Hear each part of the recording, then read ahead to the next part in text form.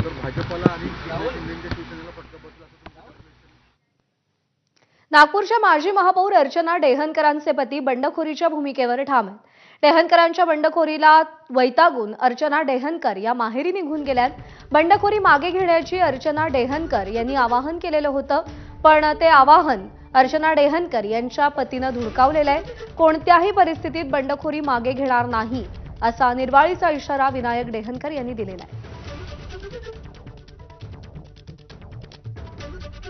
तर माजी महापौर आहेत अर्चना डेहनकर नागपूरमधल्या, आणि त्यांच्या पतीनं यावेळी पक्षाविरोधात बंडखोरी केलेली आहे आणि आपल्या पतीच्या या भूमिकेविरोधात जात अर्चना डेहनकर या माहेरी निघून गेल्यात. जोपर्यंत आपले पती बंडखोरी मागे घेत नाहीत तोपर्यंत आपण माहेरी राहणार असल्याचंही त्यांनी सांगितलंय.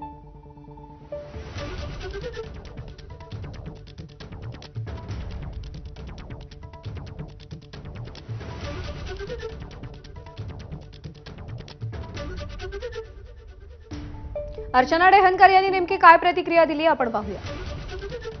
काही राजकीय समीकरणांमध्ये त्यांना तिकीट नाकारलं असेल तर मला असं वाटतं की आता जे झालेलं आहे त्याला स्वीकारून पक्षाच्या सोबत उभं राहायला पाहिजे. एक वेळ अशी पण आली होती की बावनकुळे साहेबांना सुद्धा तिकीट नाकारल्या गेली होती, त्यांनाही कुठेतरी थांबावं लागलं होतं, पण पक्षाने नंतर त्यांना पण परत एक दिला. म्हणजे अटलजी जसं म्हणतात ना, त्यांची जी कविता आहे अंधेरा छटेगा कमल खिलेगा, तर ते त्यांच्यासाठी पण लागू आहे की तुमच्या मनात जे आहे तुमच्या प्रती जे तर निश्चितच तुमच्या एक होईल चांगलं. अर्चना डेहनकर विनायक डेहनकरांच्या प्रचाराला जातील. हे बघा, आज फॉर्म भरल्यानंतरचा माझा हा निर्णय आहे, तर निश्चितच तेव्हा पण मी त्यांच्यासोबत नसेल.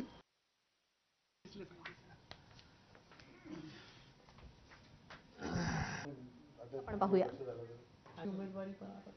तर या सगळ्या संदर्भात विनायक डेहनकर यांनी काय प्रतिक्रिया दिली आहे तीही पाहूया. त्या रागाने निघून नाही गेल्या.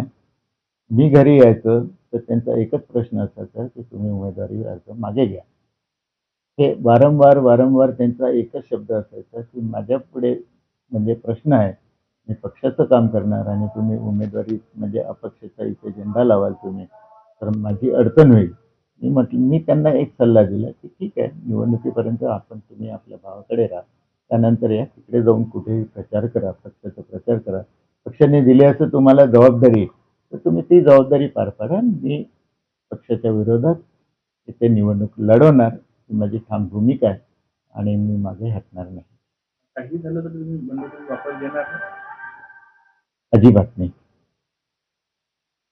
काही झालं तरी नाही घेणार. दरम्यान या सगळ्या वादावरती राज्याचे महसूल मंत्री चंद्रशेखर